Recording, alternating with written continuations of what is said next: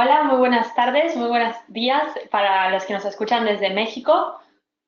Estamos en un webinar llamado Seguridad contra Incendios. Desde el otro lado, desde México, tenemos a Joana. Buenas tardes, gracias por participar, bienvenida. Gracias, buen día. Y también a Abigail, que es consultora de la Nación de México, de la región de Vallarta. Joana, sin embargo, es la gerente de México, Preveris Group, gerente de operaciones y desarrollo de negocios. Y bueno, vamos a contaros un poquito de esto de seguridad contra incendios, que es uno de los servicios que incluye Preveris. Antes de comenzar, vamos a repasar un poco las normas del webinar. Uy, y voy a lanzar una pregunta, un sondeo, a ver si todos pueden ver y escuchar la pantalla correctamente. Por favor, seleccionen una opción para saber. Vale, al parecer no hay problemas con esto, así que continuamos, repasamos rápidamente las normas. Bueno, la duración son aproximadamente unos 30 minutos. Al final de la ponencia hay un espacio para preguntas. Cualquier duda que tengan las pueden hacer llegar escribiendo o con el micrófono si desean. Todos los micrófonos de momento están cerrados para mejorar la calidad de la transmisión y la presentación va a ser grabada para posteriormente poder compartirla con los participantes que no hayan podido acudir o cualquier otras personas. Vale, a continuación os voy a contar muy brevemente quién es Preveris Group y por qué les invitamos a una charla online. Somos una empresa que, bueno, tenemos sede en Palma de Mallorca, pero trabajamos en 18 países, cada vez estamos ampliándonos más. Somos ya 75 profesionales trabajando. Hacemos auditorías, consultorías y formación de salud y seguridad para el turismo y la restauración. A la derecha pueden ver algunos de los servicios que prestamos. Preverisk es el más importante y es el que vamos a tratar hoy. También trabajamos con Ecutel, que es para la atención al cliente, Hotel Claim, la gestión de reclamaciones, Sustainability, sobre la sostenibilidad, NutriCook y InCook, ambas están relacionadas con la nutrición, y App4Check, que también es un software que se encarga de hacer auditorías. Bueno, tienen también aquí algunos datos relacionados con nuestra empresa y ya mismo voy a darles paso a Joana, por favor, para comenzar este webinar, que es lo que han venido a escuchar ustedes sobre la seguridad contra incendios. Por favor, adelante, Joana. Hola, muchas gracias. Bienvenidos a todos los asistentes y gracias por regalarnos hoy un poco de su tiempo. Igual a ti, muchas gracias, Eloisa, por la organización y a Abigail por su intervención el día de hoy también. Pues yo creo que la forma de iniciar este webinar es hablando un poquito del significado de la palabra seguridad y los términos que tuvieron un gran cambio o un gran impacto, los hechos ocurridos el 11 de septiembre en Estados Unidos y luego todos los cambios a las legislaciones, por ejemplo, de la Directiva Europea, que finca mayor responsabilidad a ciertas actividades y establecimientos que se dedican a ofrecer un servicio. ¿Ok? Entonces, con esto ya en mente y pensando que ese significado de seguridad tiene ahora un impacto mayor sobre la actividad a la que nosotros nos dedicamos, es por lo que hoy los invitamos a este webinar, porque hay muchos nuevos requerimientos, hay muchas más responsabilidades, hay muchos más documentos que nos piden presentar como evidencia. Entonces debemos estar preparados para poder demostrar que nuestros sistemas de seguridad y el día de hoy que hablamos de la parte de prevención de incendios son mucho más eficientes y mucho más eficaces a la hora de prevenir cualquier tipo de accidente o de incidente que incluso pueda llevar a perder la vida de cualquier persona. ¿Me ayudas pasando la presentación, Erwin? Por favor. Ok, entonces, hablando del tema de seguridad, pues hoy hablaremos de la seguridad que debe ofrecer un patrón a sus empleados o la que debe ofrecer una empresa a sus clientes, incluyendo y considerando todas las características individuales que ese empleado o cliente que en este caso nosotros lo llamaríamos turista, pudiese tener. Esto quiere decir que estos sistemas de seguridad y prevención contra incendios deben incluso considerar si dentro del establecimiento tenemos personas que de alguna forma puedan estar imposibilitadas para reaccionar de manera rápida o por su propia cuenta en una situación de emergencia. Esto es importante tenerlo presente y creo que Abby en su intervención va a hablar también un poco de esto. ¿Podemos pasar la siguiente, Eugenia, por favor? Ok, bueno, esto de la seguridad no es para nada diferente en el mundo de la hotelería.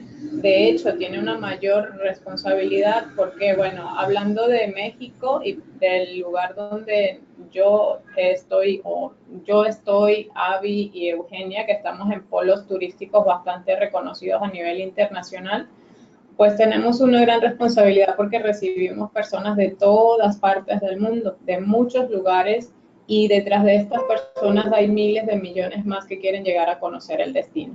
Entonces, cualquier incidencia que ocurra en cualquiera de nuestros establecimientos tiene un impacto no solamente a nivel de nuestro establecimiento, sino a nivel país, pero además de eso a nivel economía, ¿ok? Porque, bueno, perder turistas en nuestro caso ya sabemos que repercute directamente en la situación económica de cualquiera de los destinos y quienes nos dedicamos a esto. ¿Puedes pasar a la siguiente, Eugenia, por favor? Ok, bueno, hablando de los antecedentes de la historia reciente y nosotras pues decidimos enfocarnos de la historia reciente de lo que está más cerca de nosotros y nos enfocamos en todo lo que es acá la península, todo lo que es la Riviera Maya, Cancún, y encontramos ciertas noticias que, bueno, han generado un poco de inquietud en ciertos tour operadores, en ciertas agencias, porque pues ha ocurrido, si pasamos a la siguiente, Eugenia, y nos metemos en las redes sociales, pues lo más reciente es que, por ejemplo, hubo un incendio en un hotel. Acá, pues, no vamos a hablar de nombres de hoteles, sino de la situación que ocurrió. Y entonces tenemos que pues, una persona perdió la vida en el lugar donde se supone que iba a ganarse la vida. Entonces, ¿qué pasó? ¿Qué falló? ¿Quién tiene la responsabilidad? ¿Cómo queda la familia de esa persona que perdió la vida en su lugar de trabajo? No estamos hablando todavía de un turista, sino de nosotros mismos, los colaboradores. Entonces, ¿cuáles fueron las fallas que hubieron allí? Porque pudo haberse tal vez prevenido esta situación, ¿ok? O tal vez minimizada. La siguiente, Luisa, por favor. Luego tenemos una noticia también muy reciente, es el incendio de un restaurante en un complejo muy reconocido también. Y entonces aquí ya hablamos primero de la pérdida de una vida, pero aquí también hablamos de la pérdida de estructura o de patrimonio, como lo podemos leer en esta nota que encontramos en las noticias, que es público, obviamente. Entonces, también la pregunta sería, ¿se podía prevenir? ¿Pudimos hacer más para evitar que esto ocurriera? ¿Pudo haber sido peor? ¿Qué pasaría? ¿Podemos nosotros implementar un sistema que evite que esto ocurra en lo sucesivo? Y todo eso es de lo que trata el día de hoy esta plática. La siguiente, Eugenia, por favor. Ok, luego tenemos un accidente de cocina que provoca un incendio en un hotel y aquí es otro ejemplo, porque dice la nota, pues dice que los trabajadores derramaron varios litros de aceite. Entonces aquí nos lleva a otra cosa. El plan primero ya está implementado, pero el personal está capacitado, sabe cómo actuar ante estas situaciones, se le ha dado capacitación constante, todo el personal que está dentro de nuestra organización ha recibido la formación necesaria para saber cómo actuar ante cualquier otra situación. Entonces tenemos tres escenarios diferentes. Uno donde perdemos la vida, otro donde perdemos obviamente el patrimonio y la otra, cuando hablamos de la prevención, es podría haberse evitado esto con un plan mejor estructurado, con una capacitación mucho más constante, mucho más a lo mejor profunda, mucho más efectiva. La siguiente, Eugenia, por favor. Este es otro que ya se sale de las paredes de la organización, pero involucra a las personas de la organización, que es el incendio de transporte de personal. Entonces, ¿hasta dónde abarca tu propia seguridad? ¿tienes contemplado que las unidades de transporte también pueden sufrir algún tipo de incidente o de accidente relacionado con fuegos? ¿Está el personal que maneja ese transporte capacitado para controlar este tipo de situaciones? Entonces, en este caso, en la nota que leíamos sobre esta noticia, pues no hubo pérdidas mayores, pero podría haber sido peor la situación. La siguiente, Eugenia, por favor. Vale, esta es una pregunta que vamos a aprovechar para lanzarla, para que nos contesten, ya que están del otro lado de la pantalla. Dejo que hables, Joana, perdona que te he cortado anteriormente. No, no te preocupes, iba a decir eso justamente, que vamos a lanzar una encuestita, a ver qué nos contesta.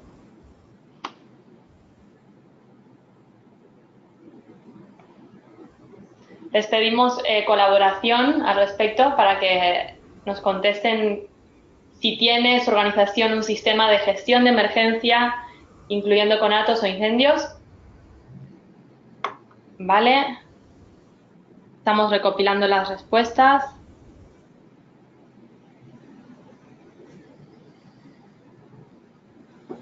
Vale, cerramos las votaciones. Y vamos a compartir el resultado. Al parecer, un 83% ha contestado que sí que están preparados, mientras que un 17% no.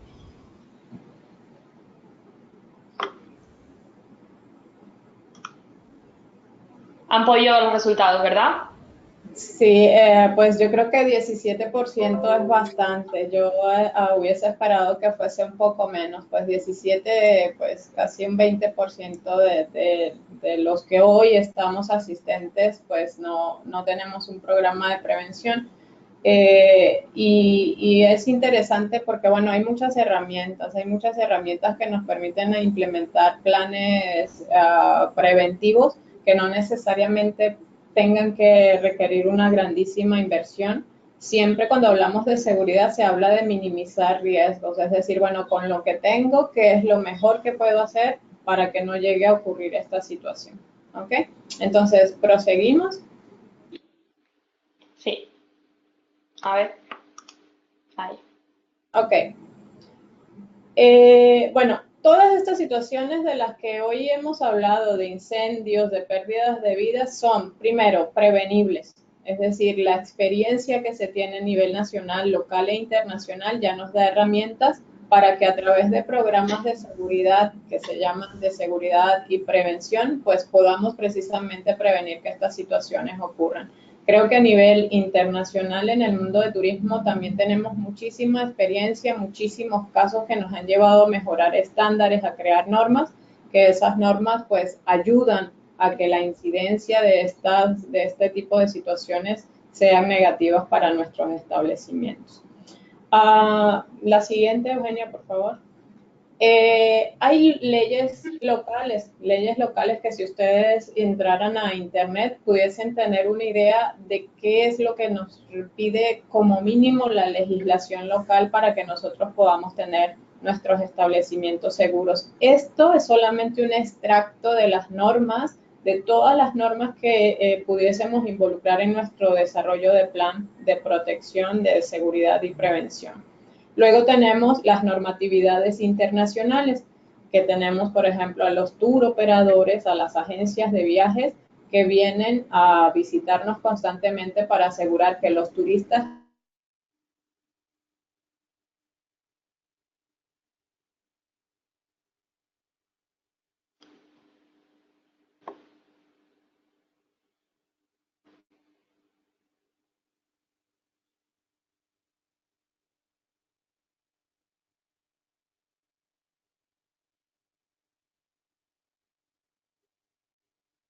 Hemos perdido la conexión. No sé si ustedes pueden escucharme.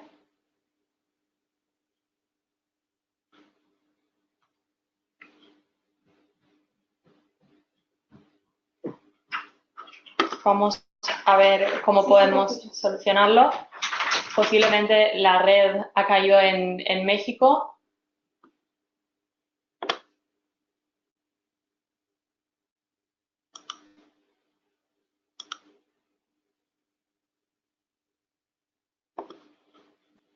Abigail, ¿puedes escucharnos? Hola, sí. No sé si puedes continuar tú con la presentación que nos estaba contando Joana. Se había quedado en el punto de las normas locales y contándonos un poco cómo también los turoperadores ponen sus propias normas para cumplir ciertos estándares de seguridad.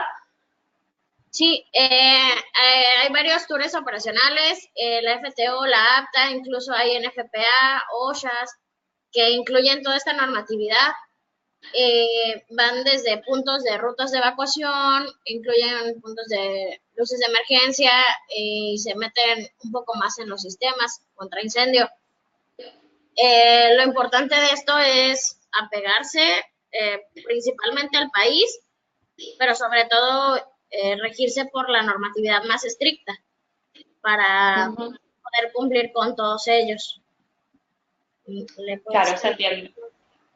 Pasamos a la siguiente diapositiva. Procedimientos. Cuéntanos, Abigail. Entre los planes de emergencia deben de haber qué hacer en caso de detectar incendio y este debe estar por lugares.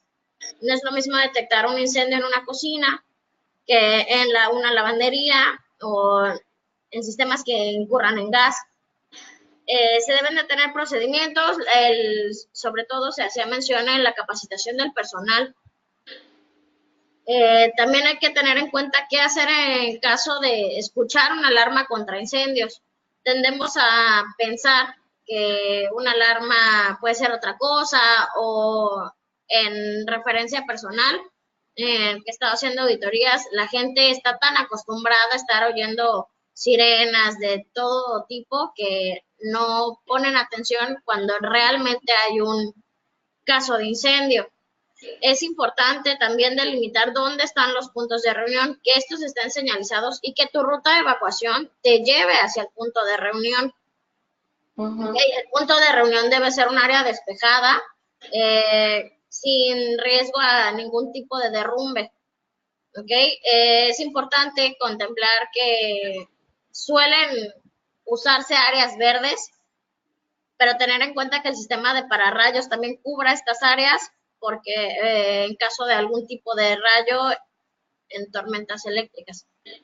Es importante también la brigada contra incendios, el tener bien estipulado quién conforma la brigada y las partes de esta. Hay que hacer simulacros al menos 2 veces al año de un incendio real y este debe estar documentado. Asimismo, la prueba del mismo del traje de bomberos debe de hacerse bimestralmente para contemplar que en 3 minutos, que es lo que nos rige la normatividad, que en 3 minutos ya estén en el área vestidos y ya con las mangueras, en este caso, para combatir el incendio.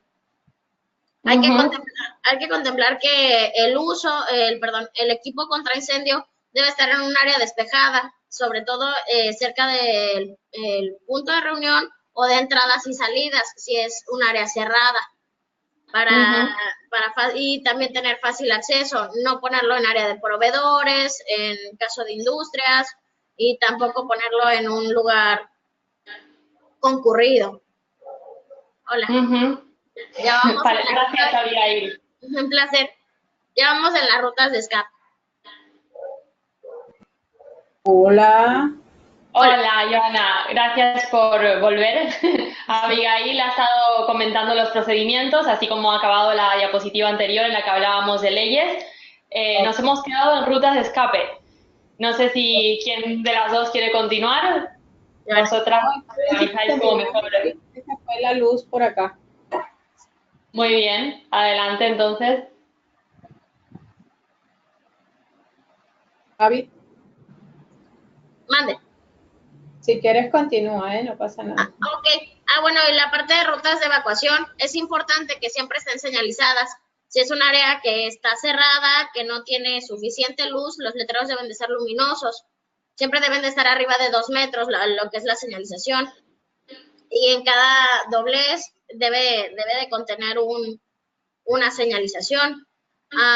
En dado caso que sea un área abierta, un área con luz, puede ser letreros fotoluminiscentes, que eso significa que reflejan la luz. Siempre en caso de que tengamos que acudir a una ruta de evacuación, siempre esté indicando y se vea reflejado como tal, incluso aunque no haya luz. Todas estas deben de tener un espacio de al menos 1.1 metros para poder salir y ser áreas que están despejadas, que no tienen obstáculos. Si son puertas, deben de tener la barra antipánico para poder empujarla y siempre asegurarse que no estén con llave. De acuerdo. Pasamos a la siguiente, muy bien. Hablamos de riesgos aquí. Joana. Pues sí, acá es importante lo que, por ejemplo, cuando nos hacen las auditorías consideran áreas de riesgo, como son las lavanderías, los cuartos eléctricos, los almacenes, los cuartos de máquina y las cocinas. Sin embargo, pasa algo muy curioso. A pesar de que estas son las áreas que nos marcan como área de riesgo, pues resulta que cuando hacemos las inspecciones o las auditorías, pues son las áreas que están un poco más descuidadas, o hay cosas que bloquean los tableros eléctricos, o no hay suficientes equipos contra incendios, o no hay sistemas de detección no sé, de humo y este tipo de cosas. Entonces, es importante que todos los que nos acompañan hoy sepan que como norma en los manuales que traen o las guías que traen los auditores marcan como áreas de riesgo precisamente esas áreas de las que nosotros que somos más operativos algunas veces nos olvidamos. La siguiente. Ok. Pues hablando del tema de las luces de emergencia, que yo la verdad, Avi es mucho más experta que yo en estos temas. Avi tiene mucha experiencia en el tema de auditorías de seguridad. Pero bueno, el tema de las luces de emergencia, pues es otro tema que cuando haces las auditorías te das cuenta de que no le ponemos la importancia que tienen. Las encuentras que algunas están desconectadas, o no están funcionando, o no se han revisado, o simplemente las bajamos para cambiarla y ya nunca regresaron a su lugar. Entonces, ¿qué nos hablan de las luces de emergencia? Pues que deben estar ubicadas en todos los pasillos o corredores, en las rutas de evacuación, en los cuartos eléctricos, obviamente, en todas las áreas de escaleras, que obviamente si hay un incendio, pues tendremos que usar esas escaleras, y si no hay luz, pues entre el incendio y todos los que se caigan y se tengan situaciones ahí en las escaleras, pues empeorará la situación. Y en todo lo que son las áreas públicas.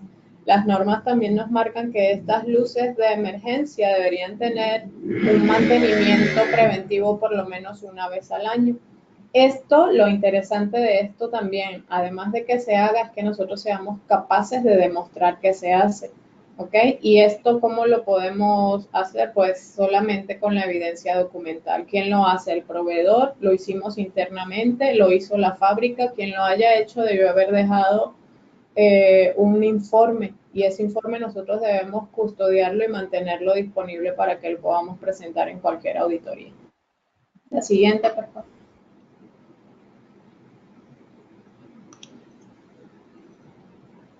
Ok, para el combate contra incendios existen obviamente diferentes procedimientos y equipos, pero si no conocemos su uso, su utilidad no va a ser suficiente para que nosotros actuemos de la manera correcta.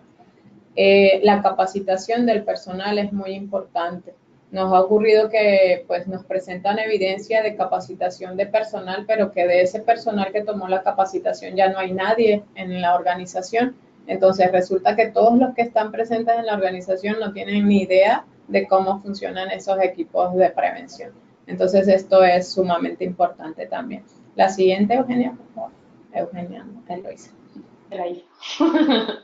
Perdón. Nada.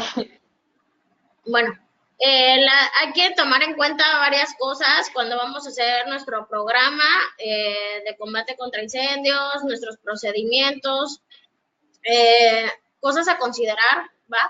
es el lugar y el tipo de riesgo. No es lo mismo, como se comentaba anteriormente, una lavandería, una cocina, a una habitación, a una fábrica donde se hagan combustibles, se utilicen pinturas, etcétera. Tomando en cuenta eso, se hace un estudio de riesgo para saber qué sistemas contra incendios son los adecuados. Hay que tener en cuenta que este sistema, ya sea detectores, rociadores, que lo tocaremos ahorita más adelante, deben de estar conectados a un panel que debe estar supervisado 24 horas para cualquier tipo de emergencia. Se comentó antes la capacitación del personal, porque aparte de tener los procedimientos, hay que refrescar a la gente en cómo ir combatiendo estos conatos de incendio, y también las brigadas contra incendio, que deben de estar conformadas por gente, y evitar la rotación del personal, sobre todo.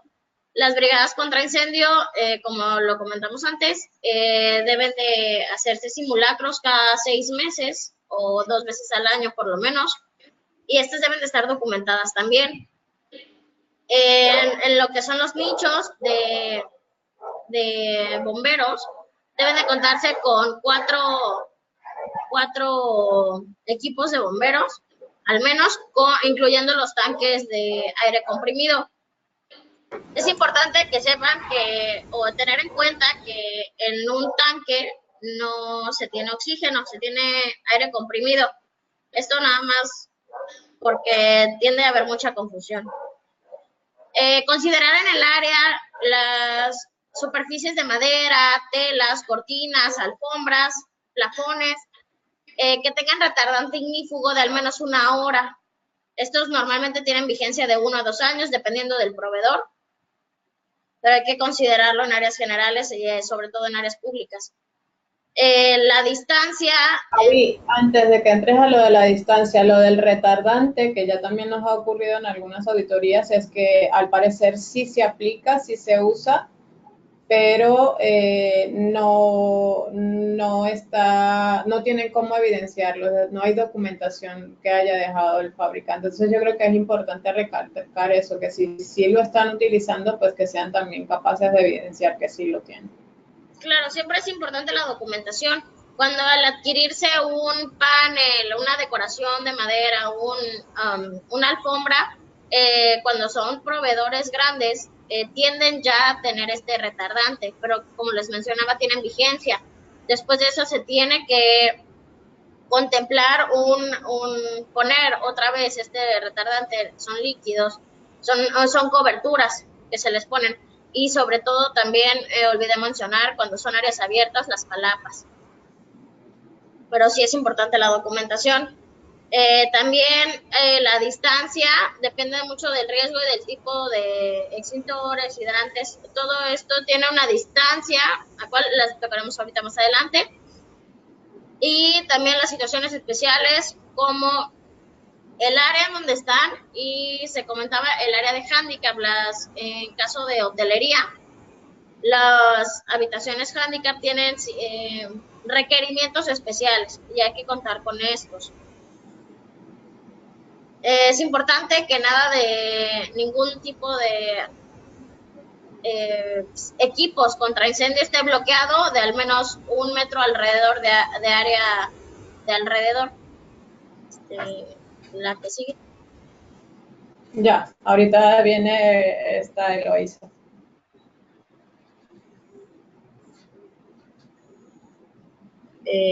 Bueno.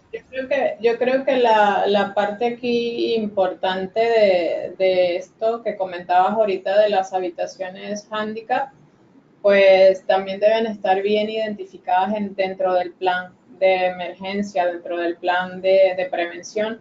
Porque, bueno, para que también los cuerpos de ayuda sepan algunas áreas críticas a las que deberían dirigirse. Claro.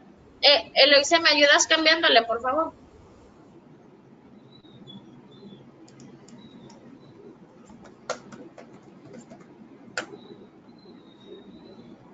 Ya la está cambiando ya.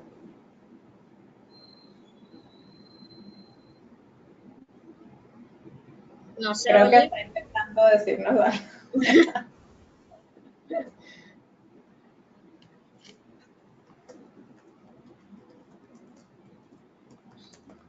Ok, pues yo no sé si será buen momento ahora para que si alguien tiene alguna duda, alguna pregunta, nos las pueda enviar mientras las chicas corrigen lo que tengan que corregir desde la central. Es importante, yo creo, reiterar que ellas están desde España haciendo la retransmisión de este webinar. A ver si Eloisa nos quiere escuchar.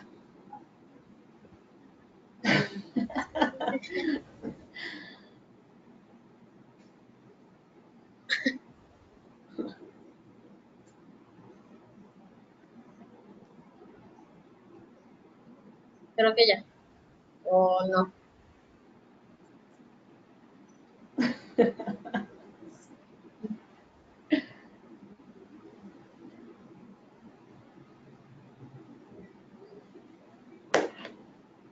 Ok, creo que tenemos fallas técnicas otra vez. Dicen en la televisión qué pasa cuando es en vivo. Le de Murphy. Pues bueno, lo que sigue son la parte de extintores. La parte de extintores es importante, dos cosas: el tipo de incendio a tratar y el tipo de extintores que existen.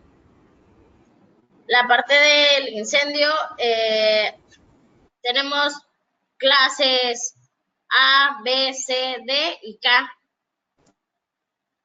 El A se representa con un triángulo verde con una A adentro y significa ash, de ceniza. Son los materiales sólidos como la madera, el papel, las telas, los plásticos. Avi, ¿podrías repetir un poquitito? Es que hubo interferencia en lo que estabas diciendo, en los tipos de extintores. ¿Repetir? Sí, porque hubo interferencia y se te escuchaba muy lento. Ah, claro. Que existen diferentes tipos de incendio por material, que es el A, el B, el C, el D y el K.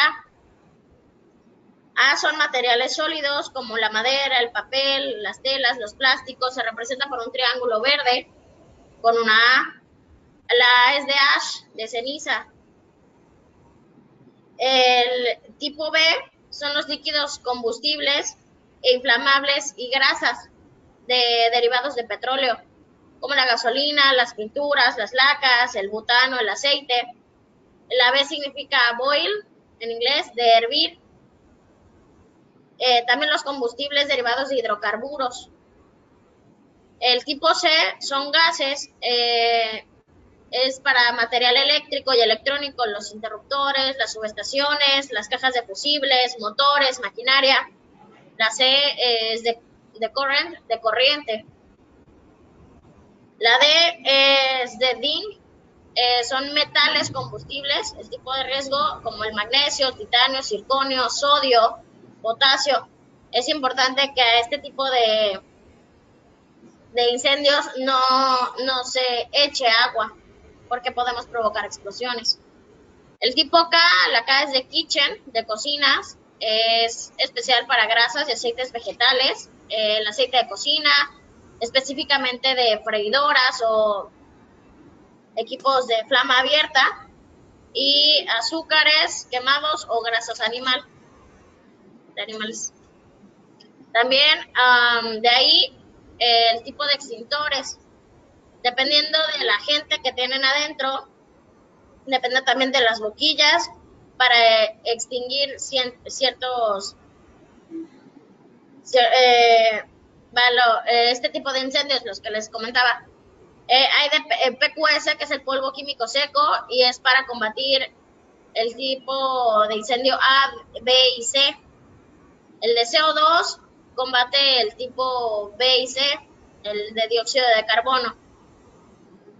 El tipo K es de químicos húmedos, que es acetato de potasio. Al contacto con el aceite se soponifica, que vuelve la grasa en espuma, en jabón, para evitar que siga la propagación de este incendio y lo sofoque.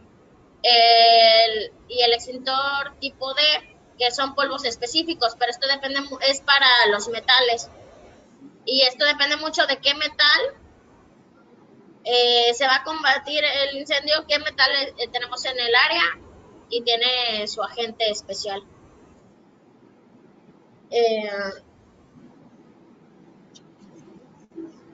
Todavía no funciona la presentación. No, todavía no. Si nos ayudas avanzando con tus temas, estaría muy bien. Si sigues, no vas tú con la presentación mientras ellas terminan. Tienen un problema con el sistema. Ok. Bueno, hay que tener en cuenta el tipo de riesgo, como se comentaba antes, si es alto o si es ordinario.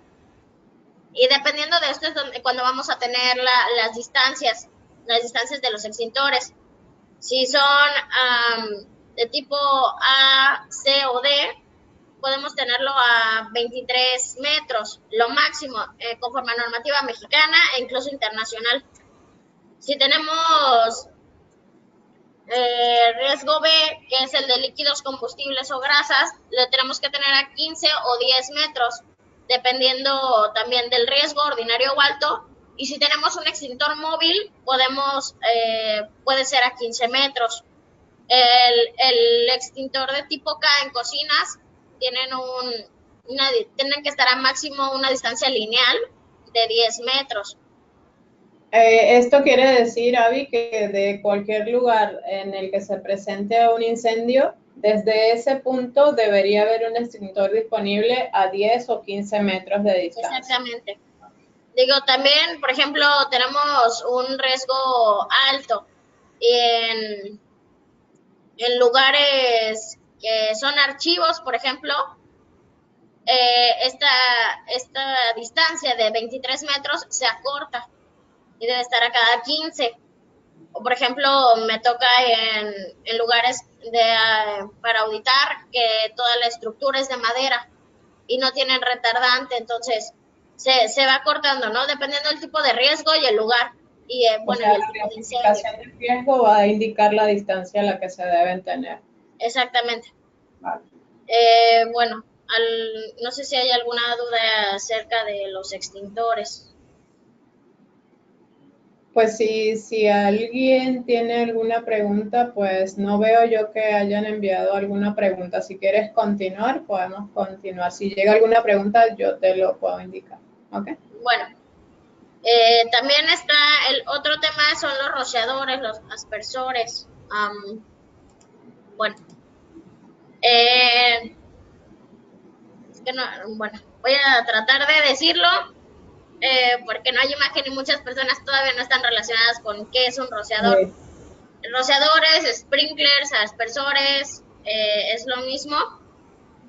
Son las ampolletas que están arriba en el techo, como rociadores, ¿va? Adentro tienen un bulbo de vidrio, en donde se encuentra un líquido que normalmente es alcohol de colores. Dependiendo del color de esta ampolleta, es a cuánta temperatura puede explotar, reventar este bulbo. El más común son los naranjas, los rojos, amarillos y verdes, pero también hay azules, hay morados y hay negro. Cada uno representa una temperatura diferente a la que se revienta este bulbo. El rojo, por ejemplo, es de 68 grados. Le hago mención porque es el más común. Estos rociadores únicamente se actúan sobre el foco de incendio. No es porque tenga un incendio aquí se va a activar todo el sistema, sino únicamente en donde está el foco de incendio. Al activarse, los rociadores, ya sea si es un sistema húmedo o seco, el área que lo cubre son de 15 rociadores si es un sistema húmedo, o 25 si es un sistema seco. La red húmeda es la que tiene agua por dentro constantemente, y el sistema seco es el que funciona introduciendo aire a presión, ya sea con un compresor o un sistema de aire comprimido, que hace que circule el agua. Esto se utiliza normalmente en lugares donde la tubería se puede congelar. Hay diferentes tipos de rociadores. Están los que son montantes. Los montantes son los que se encuentran en tuberías y caen como un paraguas. Entonces echa el agua para arriba y pues la misma estructura tira el agua. Los que son colgantes, que están para abajo y tiran, la boquilla está abierta, entonces lo tiran como tal.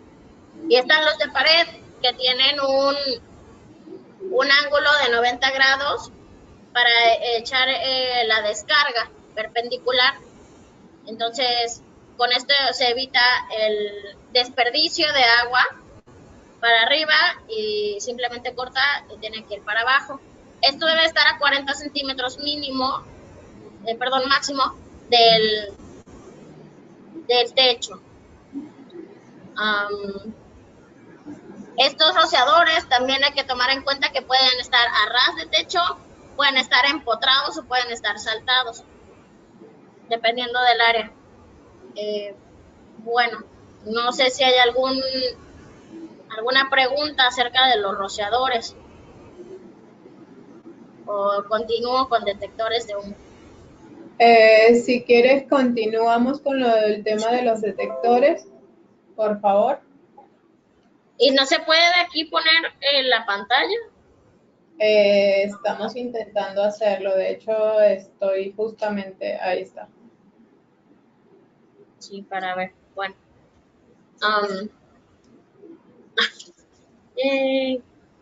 Creo que ya tenemos algo de mejoría. Bueno, si le puedes pasar nada más para ubicar la parte de los sprinklers, bueno, los extintores y lo de los sprinklers.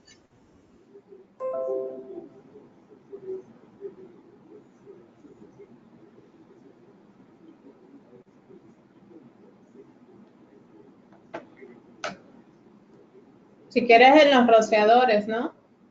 Ajá, sí. Bueno, esos son los diferentes. Nada más para tocar el tema de la simbología, en caso de extintores, el triángulo, el cuadrado, y llevan esos colores. Y también los tipos de extintores son rojos. En caso del extintor tipo K es plateado. Y para gases combustibles es amarillo. El de los rociadores, please.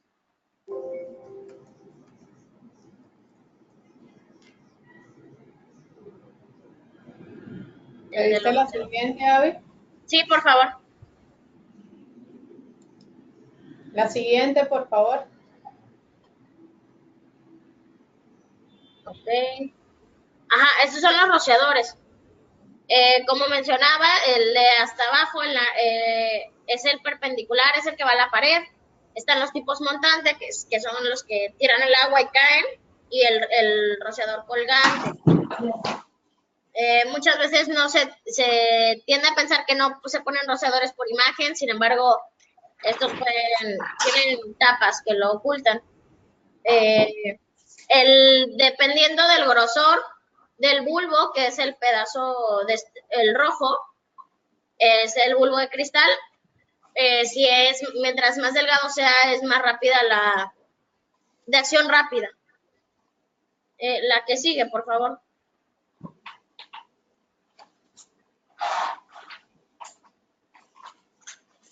Los detectores de humo, hay varios tipos de detectores de humo. Puede ser por ionización, los fotoeléctricos, los de temperatura, los de llama y los de detección de gas. Los de ionización son para incendios de propagación rápida. Adentro tienen una corriente eléctrica que fluye entre dos placas y al cortarse al haber humo, corta esta corriente y se reconectan los iones activando el detector. Los fotoeléctricos u ópticos son los que son los que se bloquean al oscurecerse la luz. Hay de dos tipos. Bueno, hay varios tipos, los infrarrojos, los puntuales, los de láser. Se encuentran unos, emiten como un haz de luz, y estos al verse interrumpido es cuando se oscurece este haz de luz, es cuando se activan. Yo tengo un comentario con estos detectores de humo, Abby, y ya me corregirás tú que pues eres la experta en el tema. Estos, cualquiera de estos es funcional en cualquier área. Un factor importante para ellos es la ubicación en la sala, porque muchas veces nos ha pasado que en algunas auditorías está el detector en una esquina de la habitación, es decir, no en el centro, sino en un costado o en la esquina de la habitación. Y entiendo que eso reduce la efectividad del uso del equipo. Claro, sí, bueno, los detectores tienen un rango de trabajo, de detección, va entre 3 y 6 metros dependiendo del detector, a menos que sean largos, y de techo alto se recomienda uno de láser. Y también hay que tener en cuenta la ubicación, porque deben de estar alejados de las ventilas, porque se tienden a poner, como dices, en las esquinas. Entonces, no sé, si hay una ventila cerca, pues mueven lo que es el humo, o no cubren toda esa área. Entonces, se debe de verificar la ficha técnica. En cuanto a normatividad, te dice que cubren un área de 3 a 6 metros, por lo que es importante contemplar cuál es el área a cubrir, y sobre eso poner qué tipo de detector y también a qué distancia deben de estar. También es importante, les comentaba los tipos de detector, porque así como hay ópticos, también si yo pusiera un detector de luz óptico o fotoeléctrico en una cocina donde hay mucho humo, donde hay una asadora al carbón, entonces se estaría activando constantemente, en un sauna, en un vapor. Entonces, estos también hay otro tipo, que son los de temperatura, y que justamente miden el cambio radical de temperatura, y es cuando se activan. También están los de llama, que son los que detectan la luz. Esto es en lugares cerrados. Disculpen. En lugares cerrados lo que detecta es la luz, y al cambio de luces es cuando se activa, y los de fuego de supresión de gas. Te quisiera saber si nos puedes indicar entonces, por ejemplo, en la habitación de un hotel, ¿cuál sería el que recomendarías como más efectivo? El fotoeléctrico, porque es el de humo, y la gente tiende a fumar, etcétera, y el ser un área que está bastante a buena temperatura, uno de temperatura no te va a servir mucho. Pero en el caso, por ejemplo, de un almacén grande, uno de láser es el mejor, porque detecta justamente el corte. Es todo. También es importante considerar que luego, como adorno o por estructura, se colocan las varillas, las vigas arriba. Entonces, al tener una separación en el techo, habría que colocar otro detector. Es importante que estos estén centralizados. Que es centralizado, que está conectado al panel, para que así la gente que supervise este panel lo detecte, en vez de uno local, que lo único que hacen los locales son los de baterías. Los locales lo que hacen es pitar, chillar.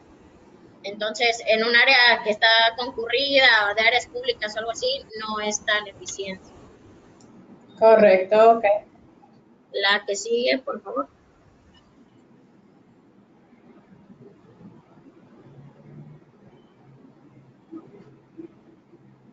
Aquí sigue.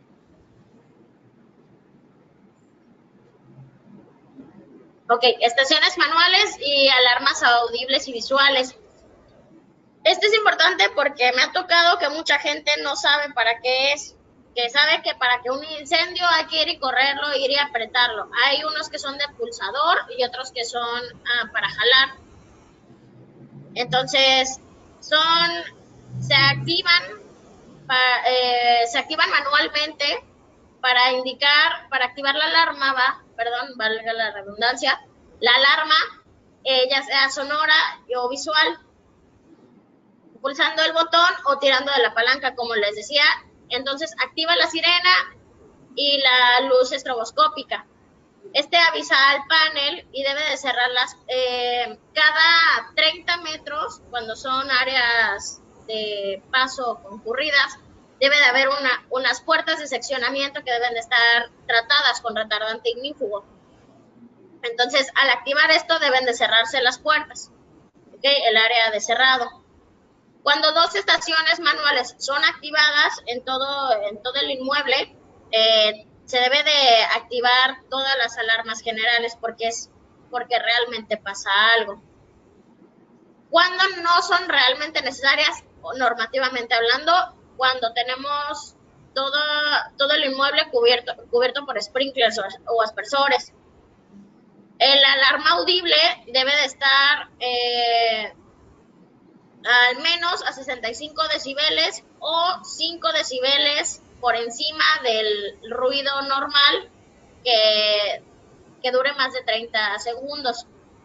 Esto es en normativa mexicana. En normativa internacional te pide sobre 10 decibeles, pero siempre es importante nunca pasar los 120 decibeles. La luz estroboscópica debe de encontrarse al menos a 2.3 metros arriba del nivel del suelo y abajo del techo a no menos de 0.15 metros. ¿Ok? Tocando este tema, me vuelvo al área de habitaciones handicap para hoteleros. Es importante que cuando tenemos un detector de humo en una habitación para discapacitados, es importante recordar que un discapacitado no solamente es algún problema en las articulaciones o extremidades, sino también puede ser un discapacitado visual, un discapacitado auditivo. Entonces, siempre debe de haber una luz y una sirena dentro del cuarto, para que al momento de activarse alguna estación manual cerca, esta también se active, o también el detector de humo. La que sigue, por favor. Avi, con esto de las estaciones manuales y las alarmas audibles, una de las incidencias de que cuando vienen los mantenimientos o las remodelaciones, pues las ves que están totalmente cubiertas con pintura y obviamente pues ya no son funcionales. Claro, en el área de sprinklers se me pasó. En el área de sprinklers tienden a que cuando hacen un mantenimiento preventivo al área, pasan pintura y lo cubren. Entonces, estamos aumentando la capacidad de reacción de un rociador. Lo mismo pasa en cuanto a detecciones de humo. Estos ya sea que se bajen y queden desactivados como tal, o se cubran. También, cuando al momento de abrir un inmueble y con detectores nuevos, tienen, detectores y rociadores. Tienen un plástico azul, los más comunes son azules y naranjas. Hay que verificar que se lo retiren, porque también estos, si se quedan con esta capa de plástico, tampoco funcionan. Es de la misma manera. Todo el sistema de detección debe de estar probado y limpiado al menos cada 3 meses. Efectivamente, también debe estar documentado. ¿Okay? Pasando a la parte de mangueras hidrantes, es importante que los gabinetes cuenten con todas sus piezas. Antes. La anterior lo hizo. Bueno, gracias. El chiflón, que es lo que es la boquilla, obviamente la manguera, la llave de acople, el manómetro para medir la presión y la válvula. Se sugiere que estos estén numerados para llevar un adecuado control. Las mangueras deben de revisarse anualmente con una presión en un tiempo de 15 segundos a 1 minuto con una presión de 10 psi al menos. Esto debe de estar registrado. Las mangueras ya sean pueden ser de lona o pueden ser de plástico con diferentes recubrimientos. Hay longitudes de 15, de 20 y de 30 metros y debe de encontrarse un hidrante máximo a 30 metros, independientemente del área de riesgo. Hay distintos tipos de manguera. También aquí se ve la luz. Wow. En las mangueras deben de encontrarse listadas UL. UL significa Underrated Laboratories. Y después de ser probadas, deben de secarse al sol hasta que estas se encuentran completamente secas, porque si no, llegan a podrirse por dentro y es cuando empezamos a tener orificios. Es importante saber que estas mangueras no son para agua potable, porque al estar muy tratadas, también esto puede corroer varias tuberías.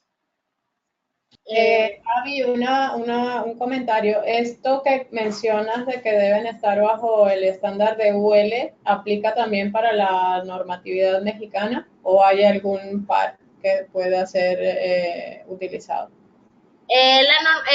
Bueno, recientemente lo que es la NOM, que ya no certifica, pero tiene, vaya, el símbolo de que cumple con esta normatividad, ya están apegados a UL. Entonces, en cuestión de México, si tienen NOM o UL, incluso en el área de manómetros, manovacuómetros, si tienen NOM también es correcto en México. La parte de bombas contra incendio es un tema muy grande, muy extenso, pero tocando rápido, hay 3 tipos de bombas.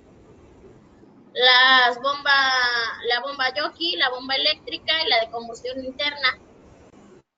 El sistema contra incendios debe de contar con una bomba jockey y al menos 2 tipos de bomba, de unidades de bomba para respaldo, completamente independientes, y estas deben de ser automáticas.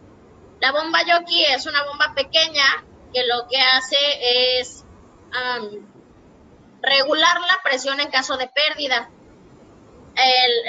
El sistema de contraincendios lleva una presión en el agua y al bajar esta al 10%, 10 PSI, esta debe de activarse. Es la única bomba que se prende y se apaga automáticamente. De ahí está la bomba eléctrica, que es la que funciona con electricidad. Y esta bomba, al perder más de 15 PSI, máximo 15 a 20 PSI del caudal que se lleva normalmente en el sistema, es cuando entra esta bomba. Y también de respaldo, ya sea, puede ser de combustión interna, que es la bomba de diésel, que esta, en caso de tener un incendio y se nos vaya la luz, es la que entra. Es importante que normativamente tengamos, cuando tenemos sistemas de hidrantes y sistemas de rociadores, verificar si son sistemas independientes o si están en el mismo conectado a la misma red, que es lo más común. Normativamente hablando, tenemos que los sistemas de rociadores ocupan una bomba de 250 galones por minuto mínimo, lo mismo que lo de los hidrantes. Entonces, la capacidad mínima de bomba en cuanto a galones por minuto debe de ser de 500 galones por minuto si estamos combinando los sistemas. ¿Okay? También, si llegamos a tener bombas más pequeñas, podemos conectarlas en serie, por lo que nos podríamos aumentar esto. Sin embargo, no es recomendable porque siempre tenemos que tener una bomba de respaldo. Donde están las bombas deben de encontrarse los tableros, tener completos todo lo que son los manómetros de entrada de instrucción y también la parte del RPMs, dónde están el orómetro, etcétera. La bomba de combustión interna se debe de probar por lo menos 30 minutos, la bomba eléctrica de 10 a 15 y la bomba jockey es la única que es automática. Las bombas eléctricas y de combustión interna el paro es manual. Y en caso de incendio, estas bombas son llamadas de suicidio, porque hasta que se desboquen va a parar, va a seguir aventando agua. En cuanto al suministro de agua, la cisterna debe de darte para trabajar al menos 60 minutos, pero es más recomendable que esté a 90 minutos. Y también el tanque de diésel de la bomba, en caso de bombas de combustión interna, lo mismo que los tableros, deben de encontrarse a menos de 20 metros de lo que es las bombas. La que sigue. También es importante que en cuanto al sistema, lo que son las válvulas, todas en cuanto a risers deben de estar identificadas y también estar flejadas, ancladas o aseguradas, ya que es de las fallas más comunes que alguien cierra algún tipo de riser. Entonces, incluso aunque nuestra bomba esté en perfecto estado y todo, si cerramos un riser o lo que es la conexión general, la distribución, perdón, pues no va a funcionar. También es importante contemplar lo que es la capacidad del tanque de diésel, que que esté mínimo un 75% y no más del 90-95%, porque al final es un combustible. En cuanto a pruebas de equipos contra incendios de los diluvios, nada más quería hacer hincapié en este tema porque se tienden a probar muy seguido en varias auditorías que me han tocado. Entonces, nada más aclarar que esto se hace cada 6 meses, porque al ingresar agua nueva a nuestros sistemas, como es agua tratada, tiende a corroer justamente. Entonces, del agua estancada que se queda en un sistema de diluvio, si le vamos pasando agua limpia, agua nueva todo el tiempo, empieza a corroer, entonces empezamos a dañar todo lo que es nuestra tubería. Entonces hay que tener mucho cuidado y contemplar todo esto, verificar quién hace nuestras pruebas de bombas y que estén certificados. Las más comunes son normatividades NFPA, pero sin embargo hay varias. La que sigue, por favor.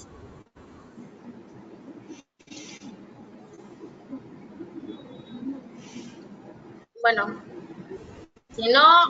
también es importante que la prueba anual de las bombas se haga a diferentes caudales, caudal cero, caudal del 50%, al 100% de nuestra bomba y al 150% para medir la curva de eficiencia. La parte de cocinas, pasando a la nueva, el sistema de extinción de fuego en cocinas consiste en la extinción del fuego cuando éste sigue en estado incipiente. Y el agente químico que echa es acetato de potasio o una espuma. Hay varias que están patentadas incluso, pero funcionan interrumpiendo la reacción en cadena, sofocándolo y con el agente, y también mediante la formación de vapor. También la segunda parte es el enfriamiento del fuego, bajando la temperatura para evitar que esto se expanda. Y la tercera parte es la reacción de grasas calientes, como les comentaba anteriormente, la saponificación, que es convertir toda esta grasa en un material jabonoso, en espuma, que ayuda a prevenir lo que son los vapores inflamables, impidiendo la reignición del fuego. Este sistema debe de ser manual y también automático de reacción, y también tener la parte de la estación manual. Las boquillas deben de estar dirigidas, como en la imagen de ahí que se ve con boquillas azules, son de rango corto, pero son para equipos de flama abierta. Te puedo interrumpir acá porque con esto de los sistemas Ansult de cocinas, es importante que se diseñe el sistema con una ubicación específica del equipo. Si llega a moverse el equipo un poco a la izquierda o a la derecha o adelante, pudiese ser que quedara fuera del rango de acción de ese equipo. Claro, es importante, bueno, en general para todo y para todo tipo de casos es importante tener un plano de los equipos, de las áreas, etcétera. Entonces, cuando tenemos en cocinas, es identificar dónde va a estar cada equipo, y para equipos de flama abierta es cuando se utiliza este sistema. Cuando son hornillas, cuando son freidoras, todo este tipo de equipos. Pero si tengo, por ejemplo, una plancha eléctrica, no me es necesario este tipo de equipos. Entonces, contemplar cómo va a ser mi diseño principal para de ahí partir y colocar esto. Es importante que todo este sistema sea de acero inoxidable. Y esto en comparación del sistema de agua de rociadores contra incendios, este no se pinta, por lo mismo de que es acero inoxidable. Aparte de eso, lo que es la manta ignífuga. La manta ignífuga es de lana. Si es en zonas industriales, tratadas con retardantes ignífugos, y los que se utilizan coloquialmente, comúnmente, son de fibra de vidrio. La textura es igual a una manta de tela normal, pero son inocuas para la piel, los ojos y el aparato respiratorio.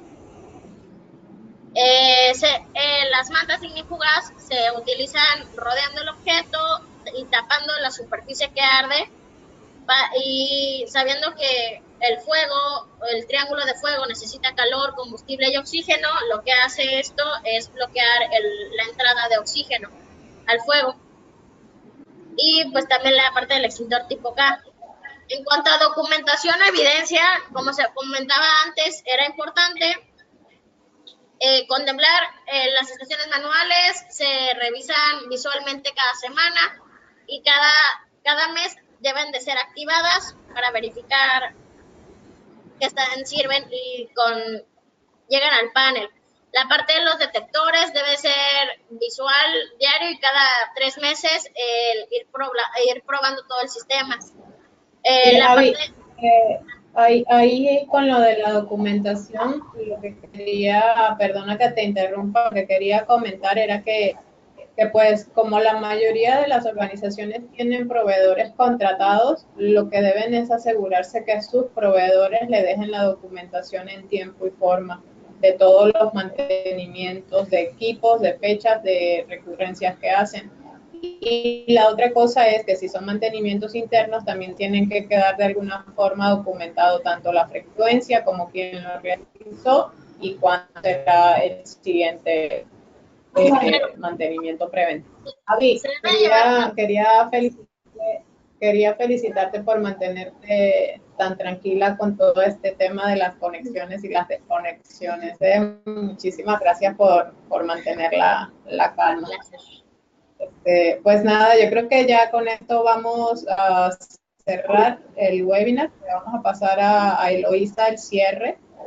Y pues esperamos que si alguien queda con duda, yo sé que Avi, sé que tiene todavía mucho material y mucha información por decir, porque es un tema bastante interesante, es muy complejo. Entonces, si nos contactan o desean que se imparta alguna formación o que se haga alguna auditoría de diagnóstico, pues si nos contactan, con muchísimo gusto nosotros les devolvemos los datos.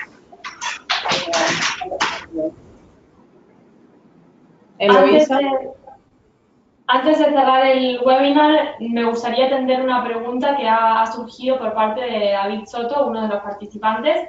Nos pregunta a qué distancia o qué área cubre un extintor de acuerdo a la norma. ¿A qué distancia o qué área cubre un extintor de acuerdo a la norma? David Soto nos está escuchando en directo. Ha lanzado esta pregunta. Bueno, en el momento en el que estábamos hablando de los extintores, fue justo cuando mi ordenador dio algunos problemas, no pudimos atenderlo antes. No sé si pueden responderle a esta persona para resolverle esta duda. Después se tocó ese tema que depende mucho del riesgo, si es ordinario, si es alto, y también el área a cubrir. y también qué tipo de incendio de combustibles hay. Se hablaba del A, B, C, D o K. La distancia máxima que en general, es de 23 metros y si aumenta el riesgo a alto, 15 metros. A menos que sea tipo K o un incendio tipo B en riesgo alto. Sin embargo, si se tiene un extintor móvil, puede alargarse esto a 15 metros. De acuerdo, muchas gracias. Bueno, nos da las gracias David Soto por el chat, así que gracias a Abigail por responder también esta pregunta. Por último, y para terminar, me gustaría lanzar un último sondeo, es bueno, con respecto a si podrían necesitar o tener algún tipo de contacto. No sé si pueden verlo en la pantalla. No, se quitó, Eloisa. Lo pusiste, pero se quitó. Ok, ahora sí. A ver. Bueno, parece que eso está dando problemas nuevamente. Les pido disculpas, sobre todo por el rato de antes que el ordenador ha dejado de funcionar y nos ha llevado un tiempo poder retomarlo. Por suerte, gracias a Joana y a Abigail, que están muy formadas en el tema, han podido continuar el webinar informándoles a todos ustedes. Ahora mismo acabo de tener otro problema con el sondeo que quería lanzar. Bueno, era simplemente una pregunta con respecto al contacto y a la posibilidad de bueno, ponernos en contacto con ustedes para recibir algún tipo de ayuda sobre este tema que hemos estado tratando de seguridad contra incendios. Está cerrado. Pues no pasa nada, de todas maneras ahí está el contacto y pues quienes lo consideren necesario estamos a sus órdenes. Yo espero que los que hayan asistido pues haya sido provechoso el tiempo. Les ofrecemos a todos una disculpa por los incidentes técnicos. Creo que siempre, por más que nos preparamos, ocurre algún tipo de situación. A mí, por lo menos, la segunda vez cuando yo me desconecté fue porque hubo un bajón de luz acá en la zona. Entonces, pues aquí estamos todo el equipo de Preverris, de la Central, de México, de Vallarta, de Los Cabos, y pues estamos disponibles para cualquier duda o comentario que gusten hacernos. Los webinars quedan disponibles en nuestra página web, en nuestro canal de YouTube también, para que este y otros muchos temas de los que hacemos nosotros en nuestros servicios están disponibles para ustedes. Por mi parte, gracias, Avi, muchísimas gracias por todo tu conocimiento, gracias por el template de no salir corriendo desde allí.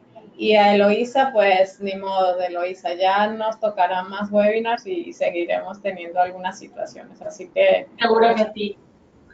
Muchísimas gracias a vosotras también por todo este conocimiento que nos habéis aportado. Gracias a los participantes que nos han estado escuchando atentamente desde México y también algunos de España. Y bueno, seguro que habrá más oportunidades de ofrecer más webinars con más información y con menos problemas técnicos, desde luego. Gracias por estar ahí y para cualquier cosa que necesiten, el contacto está en pantalla. Así que estaremos encantados de resolver cualquier tipo de pregunta que tengan, cualquier tipo de duda. Estaremos encantados de atenderle. Gracias por participar. Hasta la próxima. Hasta luego. Gracias. Buen día. Buen día.